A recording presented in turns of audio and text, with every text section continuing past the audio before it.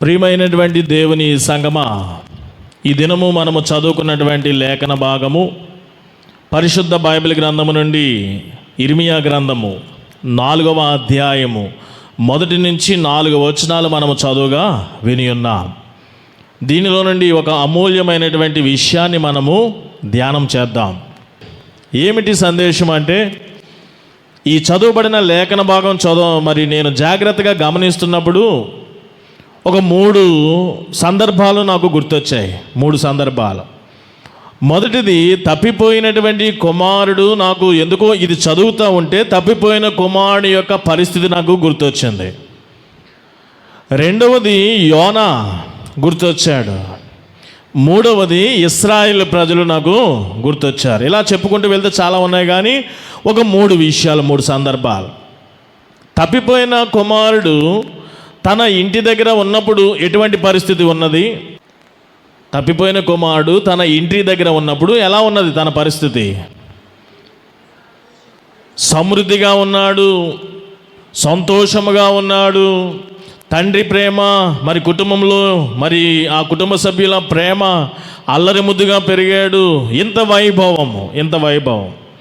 కానీ తప్పిపోయిన కుమారుడు తన ఇంటి నుండి లోకములో ఏదో ఒక ప్రేమ నిజమైనది అని భావించి అపోహపడి లోకములోనికి వెళ్ళిపోయిన తర్వాత తన పరిస్థితి ఏమైపోయిందో మీ అందరికీ తెలుసు. ఏదైతే నిజమైన ప్రేమ అనుకున్నాడో ఆ ప్రేమ నిజమో కాదు. ఆ ప్రేమకు మనము మూల్యము చెల్లించుకుంటూ దానిని కాపాడుకుంటూ ఉండాలి. లోకపు ప్రేమ మనకు అందాలి అంటే మనము ఏదో ఒకటి ఇస్తూనే ఉండాలా. అప్పుడే ఆ ప్రేమ ఉంటుంది. కానీ దానిలో మనకి తృప్తి ఉండదు. ఏదో అదే తృప్తి అనుకుంటాము, అదే ఆనందం అనుకుంటాము, కానీ దానిలో మనకి సంతృప్తికరమైన ఆనందము కానీ తృప్తి కానీ మనకి దొరకదు. అయినను సరే మనకి కలిగినదంతా కూడా పెడుతూ ఉంటాం. తప్పిపోయిన కుమారుడు జీవితంలో ఇదే జరిగింది. చివరికి సమస్తమును కూడా కోల్పోయాడు. పట్టుకెళ్ళిందంతా కూడా అయిపోయింది. మేము ఉంటామని తీసుకెళ్ళినటువంటి దన్నున్నటువంటి మేము నీకున్నామని చెప్పినటువంటి స్నేహితులందరూ కూడా వెళ్ళిపోయారు. అసలు కంటికి కానరావట్లేదు ఎవరు కూడా. అప్పుడేమనుకున్నాడు తప్పిపోయిన కుమారుడు? అప్పుడేమనుకున్నాడు? తన తండ్రి ఇంటిని జ్ఞాపకం చేసుకున్నాడు కదా. తన తండ్రి ఇంటిదని జ్ఞాపకం చేసుకొని ఆ వైభవము, ఆ ప్రేమ, తన తండ్రి దగ్గర తన యొక్క జీవితం ఇలా ఉండేది. కానీ ఇప్పుడు అలాంటి జీవితం నా దగ్గర లేదు. కానీ నాకంటే నా తండ్రి ఇంట ఉన్న పనివారు దాసుల జీవితం బాగున్నది కదా. దాసులని కూడా జ్ఞాపకం చేసుకున్నాడు. కనీసం ఈ జీవితము కంటే మా తండ్రి ఇంటి దగ్గర ఉన్న గడుపుతున్నటువంటి దాసుల జీవితము బాగుంటుంది. దాని కొరకు తిరిగి ఎక్కడికి వెళ్ళాలనుకున్నాడు? తండ్రి దగ్గరికి వెళ్ళాలనుకున్నాడు. మీలో చాలామంది ఇటువంటి పొజిషన్లో ఉన్నారు. జాగ్రత్తగా గమనించండి. నేను సందర్భాలు ఒక 3 చెప్తున్నాను. మొదటి సందర్భం, ఏమనుకున్నాడు? తప్పిపోయిన కుమారుడు తిరిగి ఇప్పుడు ఎక్కడికి వెళ్ళాలనుకున్నాడు? వేరే దగ్గరికి వెళితే? ఎక్కడికి వెళ్ళినా ఇదే జీవితం. లోకంలో ఎక్కడికి వెళ్ళినా సరే ఈ దౌర్భాగ్యమైనటువంటి జీవితమే, దీనమైనటువంటి జీవితమే, దరిద్రగొట్టు జీవితమే. కానీ ఇప్పుడు నేనున్న స్థితిలో నాకు ఒక మంచి బెటర్ లైఫ్ కావాలి అంటే ఎక్కడికి రావాలి? నేను ఇప్పుడు తిరిగి ఎక్కడికి వెళ్ళాలి? నా తండ్రి దగ్గరే అది దొరుకుతుంది. జాగ్రత్తగా గుర్తుపెట్టుకోండి. ఇది తప్పిపోయిన కుమారుని యొక్క జీవితంలో ఒక చాలా ప్రాముఖ్యమైన సన్నివేశం. యోనా దగ్గరికి వస్తున్నాను. యోనా గురినంత వివరణ లేకపోయినా దేవుడు యోనాను పిలుచుకునే సమయంలో ఇంచుమించుగా యోనా వైభవం చాలా గొప్పదిగా ఉన్నది. అలాంటి ఉన్నతమైనటువంటి యోనాను దేవుడు పిలిచి తన యొక్క పరిచర్యలో వాడుకొనుటకు తనలో నిలుపుకొని ఒక పిలుపుకి ఒక చక్కని నడిపింపు ఇస్తూ, ప్రోత్సాహం ఇస్తూ, దిశ నిర్దేశము చేస్తూ ఏమి చెయ్యాలి, ఎలా ఉండాలని అనేది చెప్పి నడిపించినప్పుడు తప్పిపోయిన కుమారుడు తన తండ్రి దగ్గర నుండి ఎలా వెళ్ళిపోయాడు లోకంలోనికి, యోనా కూడా దేవుడు పిలుపున్నది, దేవుని నడిపింపు ఉన్నది, దేవుని ప్రణాళిక ఉన్నది యోనా దగ్గర, దేవుని సాధనము. అలాంటిది దేవుని దగ్గర నుండి ఈయన ఏమైపోయాడు? తప్పిపోయిన కుమారుడు తన తండ్రి దగ్గర నుండి వెళ్ళిపోయినట్లుగా యోనా కూడా దేవుని దగ్గర నుండి, దేవుని పరిచర్య నుండి, దేవుని ప్రణాళికలో నుండి తప్పుకొని బయటికి వెళ్ళిపోయాడు. ఏమిటి పరిస్థితి? అక్కడ తప్పిపోయిన కుమారుడు ఎట్లాంటి పరిస్థితియో దానికన్నా దయనీయంగా ఉన్నది ఈ పరిస్థితి, యోనా పరిస్థితి. ఓయి నిద్రపోతా. పిలిచింది ఎవరు? నా ఇంటి నా అన్న, నా తండ్రి, నన్ను కన్న అమ్మ ఎవరో, స్వజనులు కూడా కాదు, అన్యులెవరో, ప్రయాణికుడు. ఓయి నిద్రపోతా. ఎంత అవమానము! పంచాయతీలో నిలవబెట్టడము, తిరిగి చీట్లు వేసి నీవు ఇలాంటి వాడు అని నింద, ఆరోపణ కాదు, నింద రుజువైనది. నిందితుడిగా తల వంచుకొని ఒక షేమ్, అవమానంతో తలదించుకొని ఉన్నాడు. మీకు ఏది నచ్చితే అది చేసేయమని. చివరికి సముద్ర గర్భంలో విసిరివేయబడ్డాడు. ఎంత దయనీయమైనటువంటి పరిస్థితి! అప్పుడు మత్స్యము దేవుని ప్రణాళిక చెప్పిన ఏర్పాటు చేయబడి విసిరివేయబడినటువంటి యోనాను తాను కడుపులో గర్భంలో పెట్టుకుంటుంది. అప్పుడు ఆయన గారు ఏమనుకుంటున్నాడు? యోనా ఏమనుకుంటున్నాడు? ఇప్పుడు నేను మరలా నీ పరిచర్య చెయ్యాలనుకుంటున్నాను. ఒకవేళ ఈ రీతిగా చేయిస్తే, నేను అనుకున్నట్లుగా మరలా ఇదైతే నీ పరిచర్య, నీ కృతజ్ఞతాస్తుతులు తెలియపరుస్తాను. ఈ రీతిగా యోనా అప్పుడు మరలా తండ్రి గుర్తొచ్చాడు. పరలోకపు తండ్రి గుర్తొచ్చాడు. అంటే దేవుడు గుర్తొచ్చాడు. అక్కడ ఏం జరుగుతుంది? మత్స్యపు గర్భంలో యోనా చేసింది ఏమిటి? హాయిగా ఓడలో పడుకున్నట్లుగా పడుకున్నాడా? అరే రే మిస్ అయిపోయాను తర్షీషు జీవితము అని బాధపడుతున్నాడా? లేదు. ఏ దేవుని యొక్క ప్రణాళిక నుండి, ఏ దేవుని యొక్క పరిచర్య నుండి, ఏ దేవుని యొక్క రిలేషన్ నుండి బయటికి వెళ్ళిపోయాడో అదే దేవునితో సంబంధం పెట్టుకున్నాడు. మళ్ళీ ప్రార్థన, మరలా అదే దేవునితో సహవాసం చేస్తున్నాడు. అప్పుడు యోనా యొక్క తీరు, తప్పిపోయిన కుమారుడు తిరిగి వస్తున్నప్పుడు ఏమి జరిగింది? యోనా తిరిగి అంటే తండ్రి దగ్గర నుండి, దేవుని దగ్గర నుండి వెడలిపోయిన తర్వాత తిరిగి వచ్చేటప్పుడు ఏ విధముగా రావాలి అనేదే నా సందేశం ఈ దినము. ఏంటంటే నేను ఇచ్చే సందేశం ఏంటి? మీరు చాలామంది దేవునిలో ఉన్నారు కానీ లోకంలోనికి వెళ్ళిపోయి ఏదో దెబ్బ తగిలింది, మీకు ప్రాణాపాయ స్థితి దాకా వెళ్ళిపోయారు, మరణపాశముల వరకు కూడా. రోగమా, లేదా దివాలా తీసిందా బండి జీవితము, ఆర్థికపరంగా ఇంకేమీ ఆధారాలు లేవు, ఇంకా భత్యమేమీ దొరకటలేదు, ఇంకా అప్పులు పెరుగుతున్నాయే కానీ తరుగుటలేదు, ఇంక ఎలా వస్తుంది అని చెప్పి ఆర్థికపరమైన దివాలా, ఆహార కొరత, వస్త్ర కొరత, నివాసములో ఇంకా చిన్న ఇంట్లోకి వెళ్ళిపోవడము, జీవితం భారం అయిపోతుంది. ఇప్పుడు ఎవరు గుర్తొచ్చారు నీకు? మరలా దేవుడు. ఏ దేవుని దగ్గర నుండి నువ్వు లోకంలోనికి వెళ్ళిపోయావో మరలా ఇప్పుడు అదే దేవుని దగ్గరికి తిరిగి రావాలి అని అనుకుంటున్నావా? అలాంటి వారి కొరకే ఈ సందేశం. దెబ్బలు తిని ఇంకా నాకు ఈ లోకంలో గత్యంతరము లేదు, ఇప్పుడు నేను నా దేవుని దగ్గరికి వెళ్ళిపోవాలి అని అనుకుంటే ఊరకనే ఎలా పడితే అలా వచ్చేస్తే అవ్వదు. ఇక్కడ ఎలా రావాలో యెహోవా దేవుడు చెప్తున్నాడు. మూడవ సందర్భం అదే. మొదటిది తప్పిపోయిన కుమారుడి దగ్గర చూస్తున్నాం, ఎలా పడితే అలా వచ్చేయలేదు. యోనా ఎలా పడితే అలా మళ్ళా దేవుని యొక్క పరిచర్యలోకి, దేవుని రిలేషన్లోకి, దేవుని ప్రణాళికలోకి వచ్చేయలేదు. అక్కడ ఏం జరిగిందో ఇక్కడ కూడా యెహోవా దేవుడు అదే చెప్తున్నాడు. ఇశ్రాయేలీయులు ఎలాంటి వైభవము వారిది. ఐగుప్తులో జీవితం తీసివేయండి, విడుదల పొందిన తర్వాత ప్రతి అడుగులో యెహోవా వారికి తోడుగా, పగలు మేఘస్తంభముగా, రాత్రి అగ్ని స్తంభముగా, నీరు సమృద్ధి, ఆహార సమృద్ధి. వారు వస్తూ ఉంటే పెద్ద రాజులు, రాజ్యాలు గడగడరా భయపడిపోయేవారు. అది వారి యొక్క చరిత్ర, ఘనమైనటువంటి చరిత్ర. అలాంటి వారు దేవుని ప్రజలు అనబడుతున్న వీరు ఇశ్రాయేలీయులు దేవునితో సంబంధం లేకుండా వారు ఏమైపోయారంటే మాటికి దేవుని మీద ఆధారపడే వీరు ఇప్పుడు ఎవరి మీద ఆధారపడడము? విగ్రహాల మీద, బయలుదేవత మీద, లేదా ఇరుగు పొరుగు రాజులు రాజ్యాల మీద ఆధారపడుతున్నారు సహాయం నిమిత్తము. దేవుని నుండి వేరైపోయారు. ఒక తప్పిపోయిన కుమారుడు తన తండ్రి ఇంటి నుండి ఎలా వెడలిపోయాడో, యోనా దేవుని ప్రణాళిక, పరిచర్య, సహవాసం నుండి ఎలా వెడలిపోయాడో, ఇశ్రాయేలులు కూడా అంత వైభవ జీవితము జీవించి తండ్రి దగ్గర, దేవుని దగ్గర, దేవుని నుండి వెడలిపోయారు, లోకంలోనికి వెళ్ళిపోయారు. రాజ్యాల సహాయం కోరుతున్నారు, రాజుల సహాయం కోరుతున్నారు. దేవుని కాకుండా యెహోవా దేవుని బలిపీఠాలు కాకుండా వేరొక ఇతర దేవతల యొక్క బలిపీఠములు కట్టి ఆ రీతిగా దేవుని సహవాసం వెళ్ళిపోయారు. మామూలు దెబ్బలు తగలలేదు జీవితంలో. రాజ్యం లేదు, రాజు లేడు, బానిసలు, ఇరుగు చుట్టూ ఉంటున్న వారు శత్రువులు అయిపోయారు. ఇంకా బ్రతికి బట్ట కట్టడము మాకు అవదేమో అని అనుకుంటున్నారు. అప్పుడు అనుకుంటున్నారు మా దేవుడు మమ్మల్ని మర్చిపోయాడు, మా దేవుడు మమ్మల్ని విడనాడాడు. ఎప్పుడు అసలు విడిచిపెట్టింది ఎవడు? మర్చిపోయింది ఎవరు? ఇశ్రాయేలీలే. వేరైపోయింది ఎవడు? యోనానే. తండ్రిని విడిచింది ఎవడు? తప్పిపోయిన కుమారుడే. ఇప్పుడు ఎవరు గుర్తొస్తున్నారు మరలా? ఇశ్రాయేలుకి కానీ, యోనాకు కానీ, తప్పిపోయిన కుమారుడు కానీ, ఇప్పుడు నీకు కానీ. ఈ దయనీయ పరిస్థితుల్లో మరలా ఎవరు గుర్తొస్తున్నారు నీకు? దేవుడు. యేసయ్య గుర్తొస్తున్నాడు. నేను దేవుని దగ్గరికి వెళ్తే ఇంకా దేవుడే నాకు ఆధారం అనుకుంటున్నారు కదా. దేవుని దగ్గరికి తిరిగి రావాలనుకుంటున్నావా? నా అంశమే అది. దేవుని దగ్గరికి తిరిగి రావాలనుకుంటున్నావా? జాగ్రత్త. ఎలా పడితే అలా వస్తే కుదరని పని.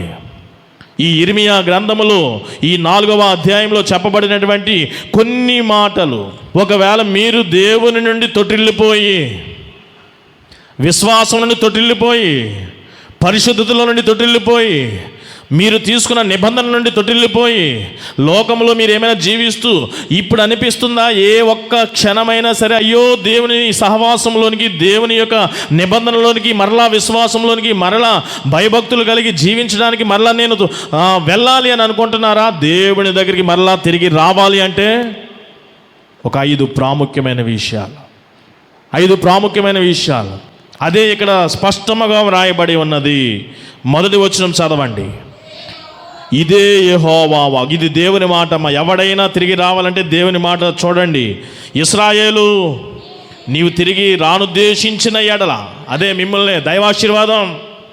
అమ్మా, నువ్వు మరలా తిరిగి రావాలనుకుంటున్నావా? లోకంలో దెబ్బలు తగిలేయా? ఆరోగ్యం పోయిందా? ఆర్థిక విధానాలు పోయాయా? ఇంకా బంధాలు పోయాయా?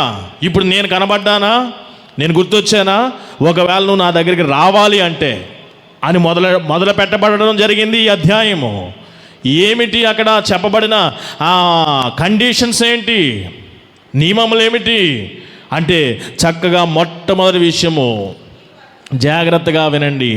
మీరు ఇక మీదట అటు కానీ ఇటు కానీ పోకూడదు. అదే ఏలియా కూడా జ్ఞాపకం చేశాడు. ఎన్నాళ్ళ వరకు మీరు 2 అటు ఇటు ప్రయాణాలు, 2 మార్గాలు, అటు ఇటు ప్రయాణాలు, ఎన్నాళ్ళ వరకు మీరు అందరూ కూడా? మీరు చూడండి, మీకు ఏదో బలహీనత వచ్చేస్తుంది. డాక్టర్లు ఎన్ని టెస్టులు చేసినా, ఎన్ని రిపోర్టులు చేసినా, స్కాన్లు చేసినా అది అంతు చిక్కదు. ఇలాంటి కొన్ని కేసులు ఉంటాయి మీలో కొంతమందికి, మీకు తెలిసిన బంధువులు కానీ, మీ ఇరుగు పొరుగు కానీ, మీ కుటుంబాల్లో కానీ. అప్పుడు ఎవడో ఒకడు వస్తాడు, ఒక ఆమె వస్తుంది, అయ్యా ఇది డాక్టర్లకు చిక్కేది కాదు కానీ ఎందుకన్నా మంచిది అక్కడ మంత్రం చేసేవాడు ఉన్నాడు, అక్కడికి వెళ్ళొచ్చు కదా అని ఒకటి చిన్నది వేసి వెళ్ళిపోతారు అంతే. మీకు ఇంకా ఎంత సూపర్ స్పెషాలిటీ హాస్పిటల్లో ఇచ్చిన ఎంఆర్ఐ కానీ, సిటీ స్కాన్లో ఆ రిజల్ట్ కంటే ఇప్పుడు ఈయన చెప్పినటువంటి చిన్న మాట మిమ్మల్ని ఎంతగానో బలపరిచేస్తుంది. ఎక్కడికి వెళ్ళిపోవాలి ఇప్పుడు? మీరు మంత్రం దగ్గరికి వెళ్ళిపోవాలా, తంత్రాల దగ్గరికి వెళ్ళిపోవాలా, తాయితుల దగ్గరికి వెళ్ళిపోవాలా. అంటే ఇప్పుడు ఏం చేస్తున్నారంటే ఫైనాన్షియల్గా, అయ్యా ఎందుకు ఇలా అయిపోతుంది అనుకుంటున్నావు? 4 కష్టపడుతున్నారు, అయినా సరే ఏంటయ్యా, భార్య ఒక దిక్కున, భర్త ఒక దిక్కున, 2 పిల్లలు కూడా కష్టపడుతున్నారు. ఏమిటి ఈ యొక్క ఫైనాన్షియల్ మ్యాటర్లో కుదిలైపోయారు మీరు? ఒకసారి ఎందుకన్నా నా మాట విని అంటే చెప్పాలనిపించింది మీకు చెప్పాలనిపించింది, అయ్యా ఎందుకన్నా మంచిది కొంచెం ప్రార్థనలు అవన్నీ మామూలు వెళ్ళొద్దని అంటలేదు, ఎందుకన్నా మంచిది ఒకసారి ఇదిగో ఈ మంగళవారము గురువారం ఆయన ఉంటాడు, ఇదిగో ఈ టైం ఇంకో ఫోన్ నెంబర్ కూడా ఉందని చెప్పి వెళ్ళమంటే పని కట్టుకొని మీరు ఆ యొక్క పల్లెటూరు ప్రాంతం, ఆ కొండల్లోకి, ఆ మంత్ర దగ్గరికి వెళ్ళిపోతారు. తల్లి, నువ్వు నా దగ్గరికి మళ్ళా తిరిగి రావాలనుకుంటున్నావా? ఇంతకు ముందు అటు ఇటు తిరిగిలాడేవే.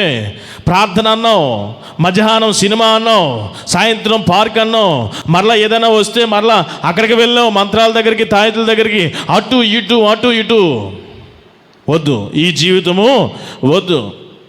ఒకవేళ ఆనందపడాలి అంటే లోకం దగ్గరికి వెళ్ళిపోతావా? ప్రార్థన అంటే మళ్ళీ ఎక్కడికి వస్తావా? మరలా ఇంకా ఏదైనా అంటే మళ్ళీ లోకంలోకి వెళ్ళిపోతూ ఉంటావా? ట్రెండ్ అంటావు, ట్రెడిషన్ అంటావు. నువ్వు నీ ఆలోచనలు, తలంపులు, నీ ప్రతి వస్త్రధరణ, ధరించే ఆభరణాలు, ట్రెండు, ఇవన్నీ లోకంలోను. ప్రార్థన మాత్రం ఇక్కడికి వస్తూ ఉంటావు. అటు ఇటు రెండు పడవల మీద ప్రయాణం. వద్దు, ఇది వద్దు. అదే చెప్తున్నాడు, మీలో ఎవరైనా సరే లోకంలో దెబ్బలు తిని ఇంకా వేరే గత్యంతరం లేక ఇప్పుడు దేవుడు గుర్తొచ్చి దేవుడి దగ్గరికి వచ్చేద్దాం, తప్పిపోయిన కుమారుడు అని అనుకున్నాడు, మా తండ్రి ఇంటికి వెళ్ళిపోదాం. యోనా అనుకుంటున్నాడు మోకాలు లేచి, ఎక్కడ? మత్స్యపు గర్భంలో మోకాలు లేచి అనుకుంటున్నాడు ఇంక నేను దేవుని సేవలో వెళ్ళిపోతానని. ఇశ్రాయేల్ అనుకుంటున్నారు. అప్పుడు ఇశ్రాయేల్కి చెప్పాడు, అరే బాబు, మీరు నా దగ్గరికి రావాలి అని జ్ఞాపకం చేసుకోవడం మంచిదే, నా దగ్గరికి వస్తే మంచి జీవితం ఉంటుంది, మంచిదే, ఇస్తాను కూడా, మీరు ఊహించిన దానికంటే ఎక్కువగా ఇస్తాను. ఒక్కటి జ్ఞాపకం చేసుకోండి, కొన్ని విషయాలు ఇంకా మీరు అటు ఇటు ఇంకా మీరు తిరుగులాడడానికి వీల్లేదు. స్టెబిలిటీగా నాలో మీరు నిలబడి ఉండాలి. ద్రాక్షవల్లిలో మీరు నిలదొక్కుని ఉండాలి. నా యందు మీరును, మీ యందు నేనే ఉండాలి. ఇంకా లోకం ట్రెడిషన్ కాదు, ట్రెండ్ కాదు, ఇంకేమీ లేదు. అలా అయితేనే మీ జీవితాల ఆ అధ్యాయం అంతా కూడా నేను వివరించిన తర్వాత మీరు ఇంటికి వెళ్ళిన తర్వాత మిగిలింది నేను చెప్పేది కేవలం 20%. మిగిలిన 80% కూడా ఇంటికి వెళ్ళి చదువుకుంటే చాలా మాధుర్యంగా ఉంటుంది ఈ అధ్యాయం.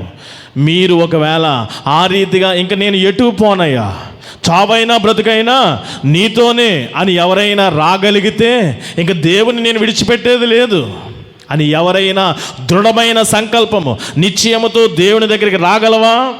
నీవు ఆశీర్వదింప. ఆయన ఆకాశం విప్పి కిందన ఉంటుంది. ఎలాగంటే ఒక అగ్ని జ్వాలల చేత ఎవడు మిమ్మల్ని తప్పించగలడు? దేవుని దగ్గర రాకపోతే ఒక పక్కన దేవుని ఉగ్రత చూడాలా, ఇంకా తర్వాత జీవితం ఏముండదు. కానీ ఇప్పుడు దేవుడు గుర్తొచ్చాడు కదా, రావాలి అనుకుంటున్నావు కదా, వస్తే కనుక దేవుని ఉగ్రత నుండి తప్పించబడమే కాదు, దేవుని ఆశీర్వాద జీవితం కూడా నీకు దక్కుతుంది. 2 ప్రతిఫలాలు, 2 మంచి ప్రయోజనాలు ఉంటున్నాయి. ఇది మొదటి విషయం. రెండవ విషయం కూడా అక్కడే రాయబడి ఉన్నది. ఇర్మియా గ్రంథం 4వ అధ్యాయం 1వ వచనంలో రెండవ విషయం కూడా అక్కడే రాయబడి ఉన్నది. చదవండి. ఇశ్రాయేలు, నీవు తిరిగి రానుద్దేశించిన ఎడల నా యొద్దకే రావాలని. ఎందుకు? చాలా క్లారిటీ, నా దగ్గరికే రావాలి. ఒక్కొక్కసారి భార్య భర్తలు లేకపోతే బిడ్డలు కొంచెం ఎక్కువ చేసినట్టు, వెళ్ళు తిరిగి నువ్వు ఎక్కడ రావాలా? మీ మన ఇంట్లో సిచ్యువేషన్, వెళ్ళరా, ఎక్కడికి వెళ్తావు, వెళ్ళు, నువ్వు తిరిగి సాయంకాలానికల్లా బాగా అయితే ఒక రోజు, మీ పెదనాన్న దగ్గర 2వ రోజు, మీ మామయ్య దగ్గర 3వ రోజు, తిరిగి ఎంతవరకు తిరుగుతాం? తిరిగి ఎక్కడికి రావాలి నువ్వు? ఎస్, నా దగ్గరికే రావాలి. యెహోవా చాలా కరెక్ట్గా చెప్పేశాడు దేవుడు. యెహోవా వాక్కు ఈ రీతిగా సెలవు, మీరు ఎక్కడికి వెళ్తారో వెళ్ళండి. ఒకవేళ రావుద్దేశించిన ఎడల మీరు ఎక్కడికి రావాలా? నా దగ్గరికే రావాలి. మీ బ్రతుకు నా మీదే ఆధారపడి ఉన్నది. నిజమే, మన బ్రతుకు దేవుని మీదే ఆధారపడి ఉన్నది. కలిగి ఉన్నది ఏది కూడా ఆయన లేకుండా కలగలేదు. ఇది నీవు ఈ రీతిగా సజీవుల లెక్కలో వస్త్రాలు, ఆభరణాలు, వస్తువులు, ఇల్లు, భార్య, బిడ్డలు, భర్త అన్నీ కలిగి ఉన్నామంటే దేవుని కృపయే, దేవుని ప్రేమయే. దేవుని లేకుండా ఒక ఇంచు కూడా ఏమీ చేయలేవు, నేను కానీ నువ్వు కానీ.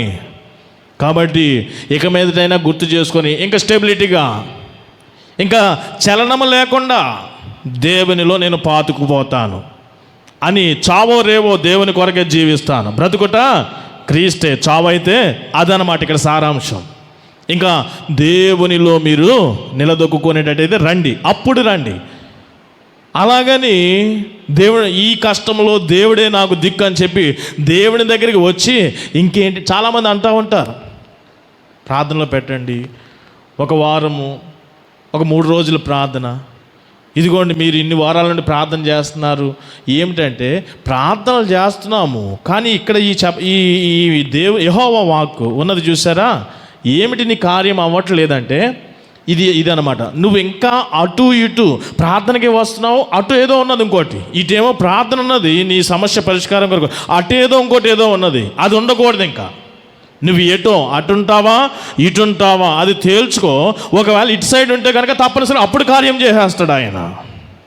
కాబట్టి ఇది జాగ్రత్తగా వినండి. ఇది మొదటి విషయం. రెండో విషయం కూడా, నీవు అటు ఇటు తిరుగుట మాని.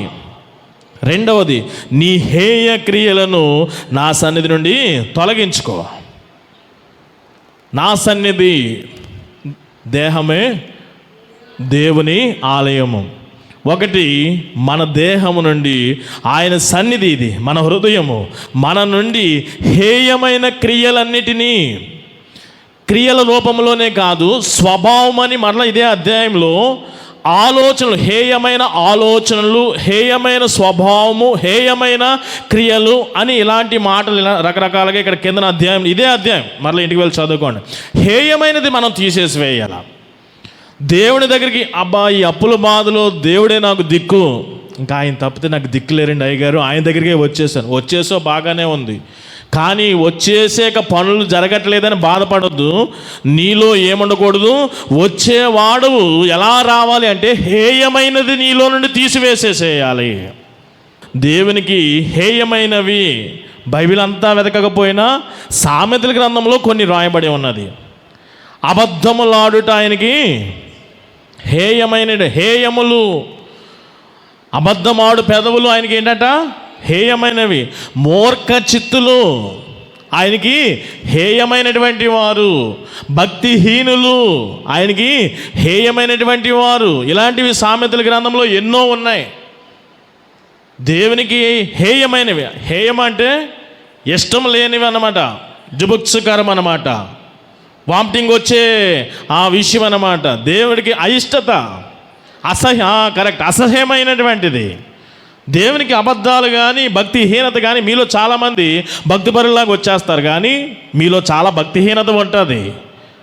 ఆ బెంచెస్ విషయంలో, ఆ బైబిల్ విషయంలో, ఆ ప్రార్థన ఆరాధన విషయంలో. ఏమిటి ఇక్కడ ఎవరు అనుకుంటున్నారు? పరిశుద్ధ దేవుడు, సర్వశక్తి గల దేవుడు. మనుషులను బట్టి నువ్వు కూర్చునేదేంటి? ఎవరు పాడినా, ఎవరు పాట పాడుతున్నారు, ఆమె పాడితే ఈమె ఏదో పక్కన చెవులో మాట్లాడుతూ ఉంటుంది, వెటకారం అన్నమాట. నువ్వు మనిషిని బట్టి ఇక్కడ నీ ప్రవర్తన ఉంటే, ఎవరు పాడితే నువ్వేంటి పక్క వాళ్ళ చెవులో గొరిగేది? పాడేది ఎవరిది? దేవుని పాట. దేవుని దగ్గరగా మనము చాలా మంచి ప్రవర్తన, ఒక భయము, గౌరవంతో కూడిన భయం ప్రదర్శించాలి. కాబట్టి ఇక్కడ నేను ఏం చెప్తున్నానంటే, హేయమైనటువంటి ప్రతి విషయం, ఆలోచన, తలంపు, క్రియ, స్వభావం అన్నీ కూడా తీసివేసేయమంటున్నాడు. హేయమైనటువంటి అబద్ధము కానీ, భక్తిహీనత కానీ, మూర్ఖ చిత్తత కానీ, ఇలాంటివి ఎన్నో ఉన్నాయి. ఒక లిస్ట్ అవుట్ ఉన్నది సామెతల గ్రంథంలో. అవన్నీ కూడా మనము తీసివేసుకోవాలి. ఇది రెండో విషయం. అలా కాకుండా మీరు అబద్ధాలు ఆడే స్వభావం అలా పెట్టుకొని మూర్ఖులుగా ఉంటూ, లేదండి నేను చెప్పిందే జరగాలి మా ఇంట్లో అంతే, ఇంక నేను అన్నానంటే అదే జరగాలంటే అది మూర్ఖం అన్నమాట. ఇంక నువ్వు పట్టిన దానికి మూడే కుందేలు. అలాంటి స్వభావం కలిగిన వారు, అలాంటి క్రియలు చేసేవారు, అలాంటి మాటలు మాట్లాడేవారు ఇక్కడికి దెబ్బలు తిని ఇంక దేవుడే నాకు దిక్కని వచ్చినా సరే నీ కార్యం జరగదు. నువ్వు వచ్చేటప్పుడు ఎలా రావాలా? దేవునికి హేయమైనవి, అసహ్యమైన వాటిని మనం విడిచిపెట్టి దేవుని దగ్గరికి రావాలి. ఇది రెండో విషయంగా నేను మీకు తెలియపరుస్తున్నాను. మూడో విషయం కూడా మనకి 4వ వచనంలో కనబడుతుంది. చూడండి, 4వ వచనం మొట్టమొదటి పదమే, ఆ అవిధేయులై యుండుట మాని. అవిధేయుల యుండుట మాని అనే ప్రస్తావన. అవిధేయత ఒక్క మాటలో దీన్ని అంత పెద్దగా వివరించను కానీ, ఒకని అవిధేయత ఏమైంది? సకల ప్రజలకు, సర్వ ప్రజల మరణానికి కారణమైంది. ఒకని విధేయత అందరి జీవమునకు కారణమైంది. కాబట్టి ఇంక అర్థమైపోయింది కదా, విధేయత కలిగి ఉంటే దేవుడు జీవమే కాదు, విధేయతలో ఎన్నో ఉన్నాయి. కానీ అవిధేయత, ఒకని అవిధేయత, ఆదాము యొక్క అవిధేయత ఏమి చేసిందంటే, దేవుడు ఆశీర్వదించి చక్కగా జీవించన్నాడు, కానీ ఆ ఆశీర్వాదములో నుండి బయటికి నెట్టివేయబడ్డాడు. ఏదేను తోటలో నుండి బయటికి నెట్టివేయబడ్డాడు. ఎందుకు? అవిధేయతయే. అగౌరవము, త్రోసివేయబడతావు, దేవుని చేత నెట్టివేయబడతావు నువ్వు అవిధేయతలో. ఆ అవిధేయత ద్వారానే శాపం వచ్చింది. ఇక మీదట నువ్వు భూమిని చెమటోడ్చి, ఇలాంటి శాపాలు ఎందుకు వచ్చి? అవిధేయతలో నుండి. ఆ అవిధేయతలో నుండి మనకి ఆత్మీయ మరణము వచ్చింది. కాబట్టి దేవుని దగ్గరికి ఇంకా నాకు దేవుడు తప్ప వేరే ఆధారము లేదు అని అనుకుంటున్నావు కదా, ఇంకా దేవుడే నాకు దిక్కు అనుకుంటున్నావు కదా, రా, నా యొద్దకు వచ్చేవారు నేను ఎంత మాత్రం కూడా త్రోసివేసే దేవుడును కాదు. దేవుడు ఆహ్వానిస్తున్నాడు కదా అని చెప్పి ఎట్లా పడితే అట్లాగా వచ్చేస్తే అవ్వదు ఇక్కడ పని. నీలో ఉన్నటువంటి నువ్వు ఇంకా అటు ఇటు తిరగకూడదు, దేవునిలో నిలదొక్కుకోవడానికి రా. వస్తే హేయమైన వాటిని తీసివేసుకొని రా దేవుని దగ్గరికి రావాలనుకుంటే. మూడో విషయం కూడా నేను చెప్పాను, ఒక చక్కని మాట, అవిధేయత. అదంతా కూడా కంప్లీట్గా 4వ వచనం అంతా కూడా ఇదే డిపెండ్ అయి ఉన్నది. అవిధేయులై ఉండటం మానుకొని మీ దుష్టక్రియలను బట్టి ఎవడనూ ఆర్పివేయలేనంత నా ఉగ్రత అగ్ని వలె కాల్చకుండునట్లు యోధావారులారా, యెరూషలేము నివాసులారా, యెహోవాకు ఏమై ఉండాలంటే మీరు అవిధేయులుగా కాకుండా విధేయత అంటే లోబడి ఉండమని చెప్తుంది. కాబట్టి దేవుని దగ్గరికి రావాలనుకుంటున్నారా? తప్పిపోయిన కుమారుడు ఇదే కనబడుతూ ఉంటుంది. ఇంకా అటు ఇటు వెళ్ళాలనుకుంటాడా మనిషి? తప్పిపోయిన కుమారుడు మళ్ళా తండ్రి దగ్గరికి వెళ్ళిపోదామని అనుకున్నాడు. యోనా దేవుని పరిచర్యలకు వెళ్ళిపోదాం అనుకున్నాడు. మరలా తండ్రి దగ్గరికి దేవుని దగ్గరికి వచ్చిన ఈ యోనా కానీ తప్పిపోయిన కుమారుడు కానీ మరలా ఇంకోసారి ఎప్పుడైనా వెళ్తారా? ఇవి వారిలో కనబడతాయి. హేయమైనవి ఏమైనా కనబడతాయా? తప్పిపోయిన కుమారుడు మరలా తండ్రికి హేయమైనటువంటి విషయాలు మాటలు ఎప్పుడైనా మాట్లాడతాడా? వాడు మాట్లాడు. యోనా మాట్లాడతాడా? ఇంక మాట్లాడు. యోధావారులారా, ఇశ్రాయేలులారా, నా దగ్గర రావాలనుకుంటున్నారు కదా, ఇంకా హేయమైనవి మీ దగ్గర ఉండకూడదు. ఇంకెప్పుడైనా తప్పిపోయిన కుమారుడు యోనా కానీ అవిధేయత చూపించగలరా? చూపించలేరు. ఇశ్రాయేలులారా, యోధావారులారా, మీరు ఒకవేళ నా దగ్గరికి రావాలని ఉద్దేశించిన ఎడల, ఒకవేళ మీరు కూడా ఇంక దేవుడే దిక్కు అని దేవుని దగ్గర రావాలని మీలో ఎవరికైనా ఆలోచన ఉంటే అవిధేయులు కాకుండా లోబడి ఉండడానికే రండి, విధేయులుగా ఉండడానికే రండి. 3 విషయాలు. ఇంకా 4వ విషయం ఏంటంటే 8వ వచనంలో కనబడుతుంది. అక్కడ ఇందుకై మీరు చేయవలసింది ఏంటంటే గోనె పట్ట కట్టుకొనండి, రోదన ధ్వని చేయడు. ఏంటి దీని అర్థము అంటే ఒక్క పదం, సమయం అయింది కాబట్టి ఒకే ఒక పదం. గోనె పట్ట కట్టుకోవడం, రోదన ధ్వని చేయడం, ఇదే పశ్చాత్తాపం. ఇదే సింపుల్గా పశ్చాత్తాపం. దేవుని దగ్గరికి వచ్చేటప్పుడు తప్పిపోయిన కుమారుడు తన తండ్రి దగ్గరికి వెళ్ళేటప్పుడు దూరం నుండి ఒక చిన్న స్క్రిప్ట్ ఒకటి రెడీ చేశాడు. యోనా మత్స్యపు గర్భంలో ప్రార్థన చేశాడు. ఈ ప్రార్థన యొక్క అర్థమును అలాగే తప్పిపోయిన కుమారుని యొక్క స్క్రిప్ట్ కూడా ఒకసారి చూస్తే ఏమనంటుందంటే, ఇదిగో తండ్రి నీకు విరోధముగా నేను పాపం చేసేసాను. గోనె పట్ట కట్టుకోవడము, రోదన ధ్వని చేయడం అంటే ఇకను నీ కుమారుని నేను అనిపించుకున్నట్టుకు యోగ్యుడును కాదు. పశ్చాత్తాపం యొక్క అర్థం ఏంటంటే మారు మనస్సు. పశ్చాత్తాపం యొక్క అర్థం ఏంటంటే మారు మనస్సు, తనను తాను రిక్తునిగా చేసుకోవడం. మరి ఒకటి అర్థం ఏంటంటే పశ్చాత్తాపం యొక్క అర్థం ఏంటంటే తనను తాను ఎవరి దగ్గర అయితే పశ్చాత్తాప్తుడు అవుతున్నామో వారి దగ్గర మనల్ని మనము తగ్గించుకోవడము, మార్పు చెందడము, తగ్గించుకోవడము, వారి దగ్గర వినయమును ప్రదర్శించడము, అంటే లోబడి ఉండడానికి సంసిద్ధత అన్నమాట. ఒక నూతన స్వభావం. పశ్చాత్తాపంలో మనకి ఇంకా చివరిగా కనబడేది నూతనమైనటువంటి వరవడి. గోనె బట్ట కట్టుకోనండి, రోదన ధ్వని చేయండి. దేవుని దగ్గరికి రావాలనుకుంటున్నావా? పశ్చాత్తాపడి రా. అంటే ఆ పశ్చాత్తాపంలో మారు మనసు ఉండాలా, తగ్గింపు కలిగి కూడా నువ్వు ఉండాలి. ఇది మరి యొక్క 4వ విషయము.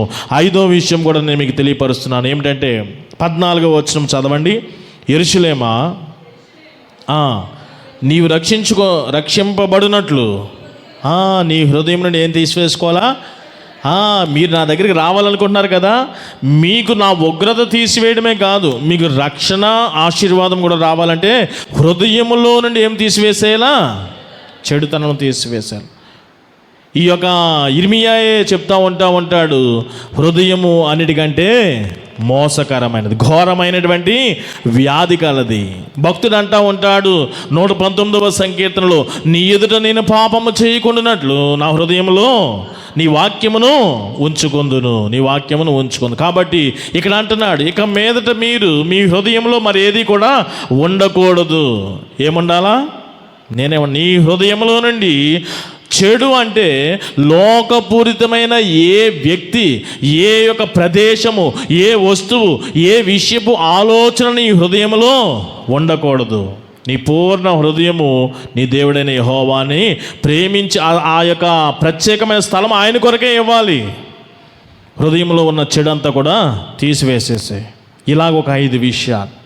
ఈ 5 విషయాలు ఏమైనా చెప్పగలరా? మొదటి విషయము, ఇంకా దేవుని దగ్గరికి ఇంకా నీ జీవితం అయిపోయింది అనుకుంటున్నావు కదా, ఇప్పుడు దేవుడు గుర్తొచ్చాడు కదా, గుర్తొచ్చి దేవుని దగ్గర రావాలనుకుంటున్నావా? ఇప్పుడు దేవుని మేలు పొందాలనుకుంటున్నావా? సరే రా, వచ్చి ఇక్కడ ప్రార్థనలు ఇలా విసిగించి అలాగే దేవుడి కార్యాలు జరిగిపోతాయి అనుకుంటే నీ భ్రమ, నీ అపోహ. అలా కాదు.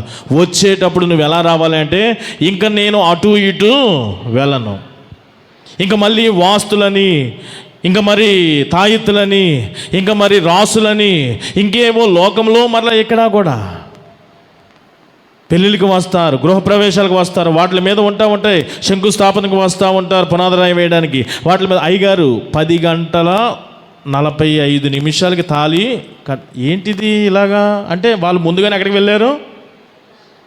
ముహూర్తానికి వెళ్ళారు అనమాట. ఇటు దేవుని కార్యం జరగాల, దానికి ముహూర్తం కూడా ఉండాలా.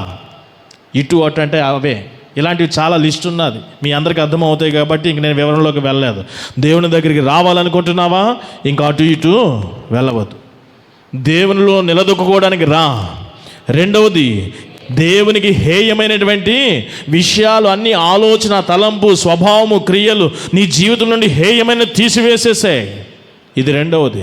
మూడవది, విధేయులుగా ఉండడానికే నువ్వు రా. అవిధేయతతో ఉండడానికి మరలా నువ్వు ఇక్కడికి రావాల్సిన పనే లేదు. మరలా దేవుని దగ్గరికి వచ్చి మళ్ళీ అవిధేయత కలిగి ఉంటే ఎందుకు వచ్చి టైం వేస్ట్ నీకు. ఇది మూడవ విషయం. నాలుగవది, పశ్చాత్తాపపడుతూ ఆయన దగ్గరికి రా. రోదన ధ్వని, గోనె బట్ట ఇప్పుడు అవి అవసరం లేదు, కానీ నీ హృదయపు విరిగి నలిగిన హృదయము ఆయనకి ఇష్టము. అలా రా నీ హృదయంతో. అప్పుడు నీ హృదయంలో ఇంకే చెడుతనం కూడా లేకుండా దేవునితో నీ హృదయాన్ని నింపుకో. మీరు నా దగ్గరికి తిరిగి రానుద్దేశించిన ఎడల అని ప్రారంభమైంది.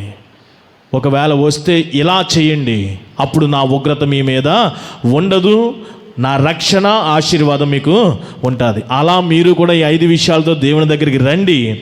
దేవుని శిక్ష, ఉగ్రత మీ మీద ఉండదు, దేవుని రక్షణ ఆశీర్వాదము మీరు పొందుకుంటారు. అట్టి విధముగా పరిశుద్ధాత్మ దేవుడు మిమ్మల్ని ముందుకు నడిపించాలని కోరుకుంటూ ఈ కొద్ది మాటలు ఇంతటితో నేను ముగిస్తున్నాను. ఆమేన్.